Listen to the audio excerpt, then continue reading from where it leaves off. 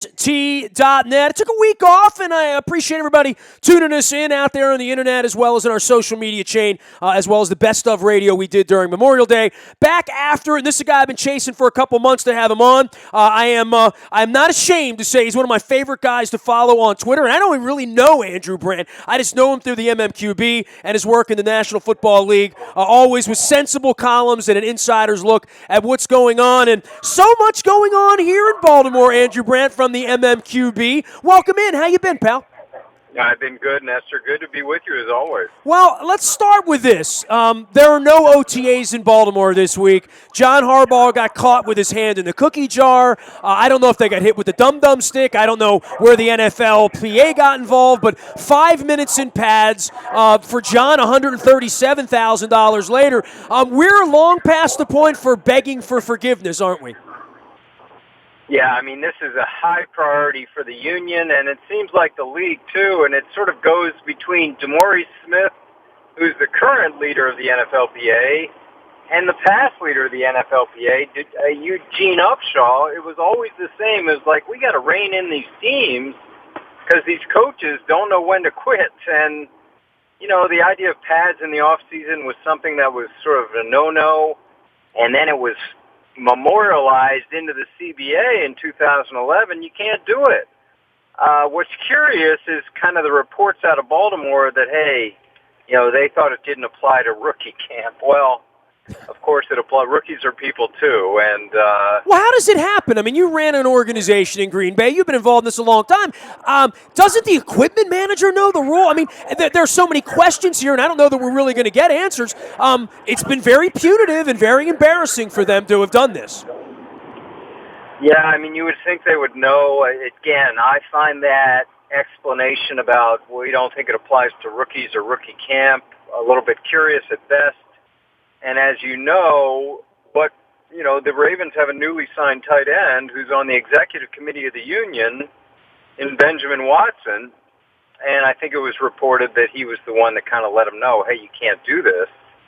And that's when you get the NFL and NFLPA up in arms about it. What's interesting, Nestor, is they don't agree on anything. I mean, it's been 5 years I've been covering this. The NFL and the union fight on everything. They're fighting on Tom Brady. Day 500 we're on.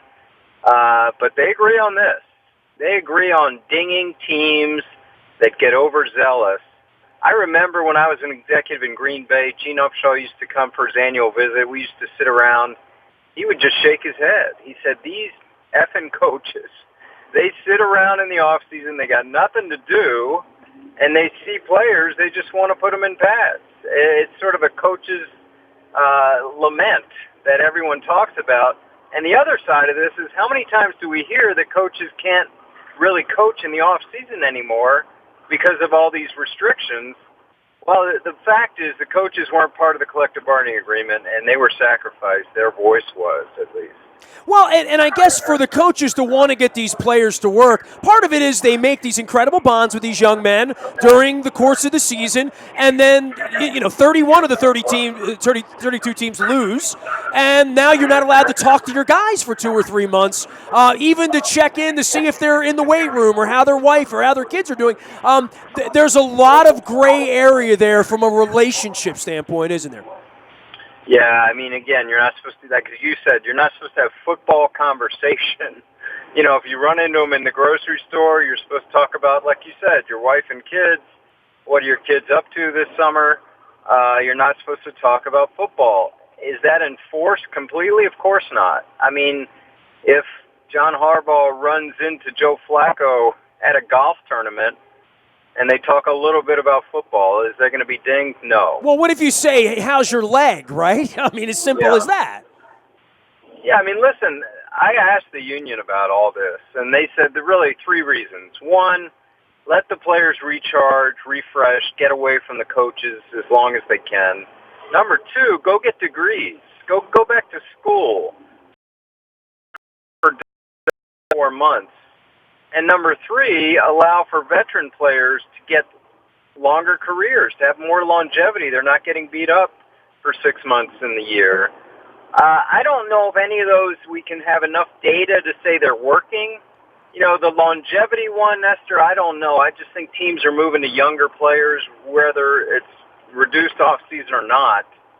Teams want to go younger, and that's not really working towards longevity. But long-term health of players is always good when, they can go into their 40s and 50s and they don't have beat up by off-seasons at all. Andrew Brandt covering all things National Football League, been involved in the league for so many years. You can follow his journey out on Twitter at Andrew Brandt. It's funny, last Thursday morning you wrote about Brady and bullies and this ongoing lack of trust between the league and the Players Association and who adjudicates this and where the fines are.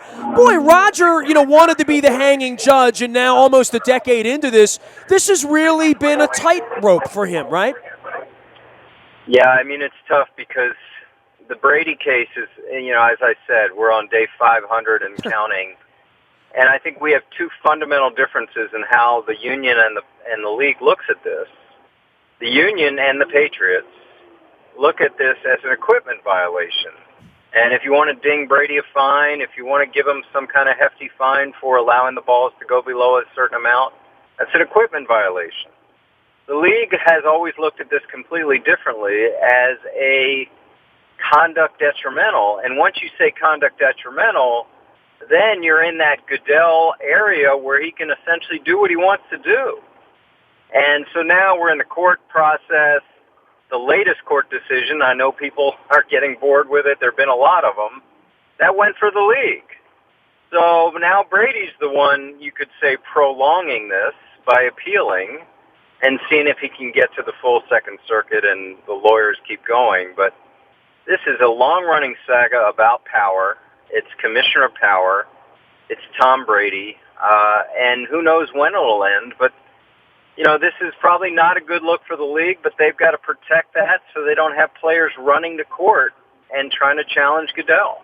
Well, and I guess it also sets up where they're going to go the next 5 or 10 years, that if you can go after Tom Brady, if you can go after the Patriots, and, part of this thing with the Ravens last week on a local story, Andrew, is that the word was that Steve Bisciotti had preferential treatment, the way maybe Bob Kraft did, the way maybe Jerry Jones, that he's on that inner circle where the punishments would be different. Well, it's gotten very draconian now no matter what your name is, right? Yeah, I think it has. Listen, we just talked about the Ravens' punishment this week.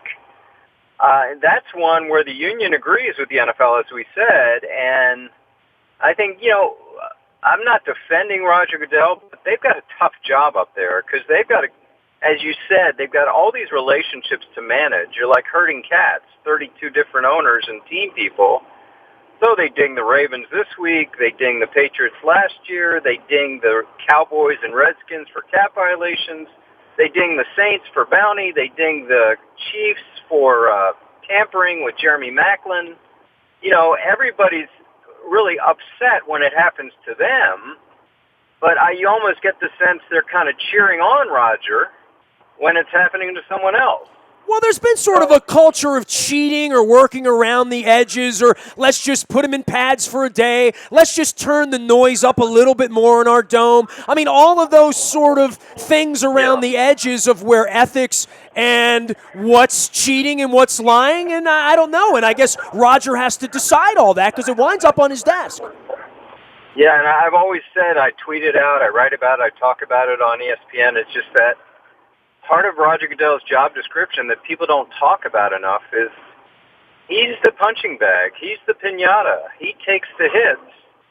So owners don't have to. You don't hear in the whole Ray Rice debacle there, you don't hear a lot about Bisciotti. You hear a lot about Goodell. In the whole Greg Hardy thing, you don't hear about Jerry Richardson. You hear about Goodell. And the Peterson, you don't hear about Ziggy Wolf. You hear about Goodell. And this is the constant that owners know when a big issue comes up, they can count on the commissioner to take the hits on the public stage. And that's part of his job. I know he accepts that. Couple other stories that you've written about that I found fascinating, and this is one that's gone under radar for the most part. I've only seen it once or twice. When I saw Freeman writing about it at Bleacher Report. I thought it was an onion piece that the Atlanta Falcons are not only building a new stadium, but cutting the cost of concessions. You ran a franchise. This is heresy. If this gets out, it may change sports as we know it.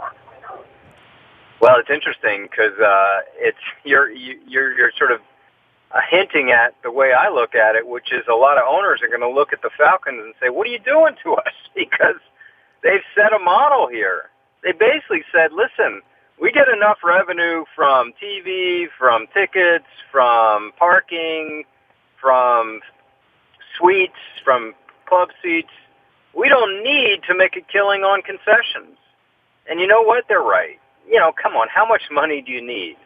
So instead of marking up a hot dog to $7, you charge $3 or whatever the charge down the road, right? So what the Falcons are saying is, we're not going to give it to you for cheaper than you can find in the city of Atlanta.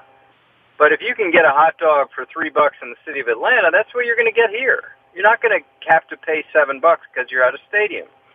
So they removed the markup, and that's part of their, Arthur Blank, Home Depot, customer first. Maybe that's a first step, Nestor, in terms of then we can go to parking, then we can go to another fan experience. Because the biggest challenge the NFL has, to me, it's not concussions, it's nothing. It's game day experience with all of the creature comforts of staying at home. How do you get fans to fight the traffic, fight the hassles, and how do you get them to feel good about it rather than sit on their couch with great screens and do their fantasy and everything else? I mean, look at our backgrounds, you and me. You're in Green Bay, where everybody wants to be there, and it's part of the culture. I'm in Baltimore, where everyone's in purple. The stadium's always been full. Philadelphia, where you reside, obviously great passion for the Eagles there over the last couple of decades. But, I mean, you flip on the TV, and I travel around with the Ravens. I mean, we're going down to Jacksonville this year. I've been down to Tampa and Miami recently, out to San Diego and St. Louis and places like Oakland, where they've almost lost franchises. And it's not the big deal in a lot of these other places. I think you can get very, very sort of anesthetized to it when you're in it and you feel like it's always going to be full. But even with the Ravens last year, when they went into the can at the end of the year, I couldn't give my tickets away in December. Yeah, and it's interesting you said that. My experience in Green Bay, when we played Tampa or Miami or San Diego or Arizona even, we called it Lambeau South. We looked around after we scored a touchdown and all this cheering going on. And the Bears experienced that, some of the cold weather teams, because you have all the snowbirds down there. But you're right, you get spoiled, and that's the challenge. You're not going to worry about fans coming to Green Bay or Philadelphia or Denver or Washington, but you're going to worry about some of these other markets, and how do you make the game day experience better and better? And kudos to the Falcons for taking care of one of the problems.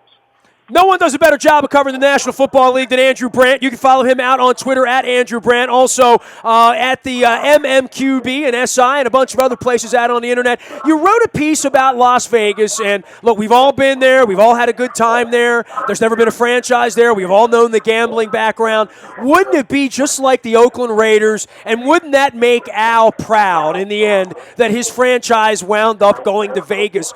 You wrote a huge piece about this. Is it about this mecca of gambling and that it's going to threaten the integrity of the game? I think that's changed, and one thing that's changed it, I've covered over the past year, is being much more lenient when it comes to daily fantasy, which is gambling. So gambling is being more accepted, and that's probably a good thing that the owners are becoming more involved on that. The second part is a franchise relocation. Listen, I just think the Raiders, everybody's sort of jumping up on the Raiders. So many twists and turns. How many years did we cover L.A. before it really happened? I just think people should not think that moving vans are coming to Oakland anytime soon. Do I think there'll be a team in Vegas? Yes. In the next 10 years? Yes. Do I think it'll be the Raiders in the next 2 or 3 years? No.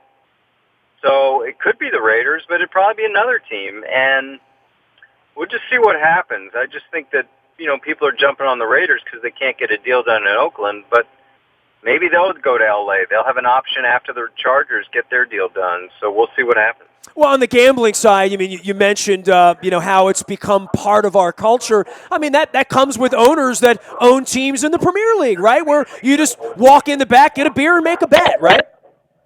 Yeah, I mean, Europeans, I see it all the time. They think we Americans are so puritanical. This is natural. Why are Americans?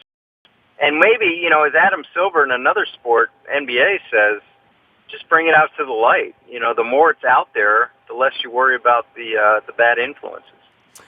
Andrew, always great catching up with you, man. Enjoy Philadelphia here in the summer. And they got it right. I mean, it's been a strange year in Philadelphia for the Eagles, right? Yeah, the spending on quarterback has been unprecedented. They paid Bradford. They paid Chase Daniel draft. It'll be fascinating to see what happens. You figure that Bradford's short-term and Carson Wentz is long-term, but what happens if Bradford throws a few interceptions, and do they want to? Hey, always appreciate your time. Thanks for coming on with us, pal. You got it. Thanks. Andrew Brandt, you can follow his journey out on MQB and SI, and he winds up on ESPN and anywhere they're talking smart football to have him on. You can find me out in the Buy a Toyota Audio Vault 20 mobile device. You can also download that TuneIn Radio app. We come in crystal clear. I've been playing around with our WNST YouTube TV channel as well as Facebook Live this week. And anywhere we are on social media, you can always email me, nasty@WNST.net. Twitter, Facebook, LinkedIn, Instagram, Snapchat. I'm even playing with at this point for you young kids out there, as well as our morning newspaper that still reaches your email inbox at 7 a.m. each and every morning. It's powered up by Planet Fitness and PlanetFitness.com. Any breaking news, let's say with Ubaldo Jimenez or something like that, it would happen first on the WNST Tech Service on your mobile device. Sign up free at WNST.net under Tech Service. It's all brought to you by Coons Ford of Security Boulevard. We are WNST.net, AM 1570, and WNST Taos in Baltimore, and we never stop talking Baltimore sports.